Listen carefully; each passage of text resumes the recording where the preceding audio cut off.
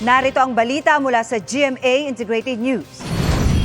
Matapos ang magkakasunod na rollback, nakamba ang taas presyo sa mga produktong petrolyo sa susunod na linggo. Base sa tansya ng Excel Oil Company, 80 sentimo hanggang piso ang posibleng madagdag sa kada litro ng gasolina, 10 hanggang 30 sentimo naman sa kada litro ng diesel.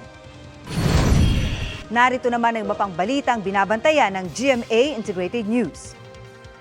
Dismiss Bamban Mayor Alice Guo sa Lunes posibleng ilipat sa Pasig City Jail ayon sa PNP.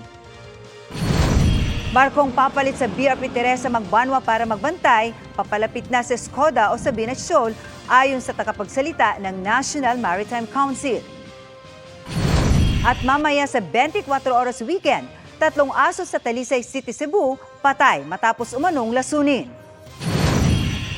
Para sa mas malaking misyon at mas malawak na paglilingkod sa bayan, ako po si Marisol Abduraman ng GMA Integrated News, ang News Authority ng Pilipino.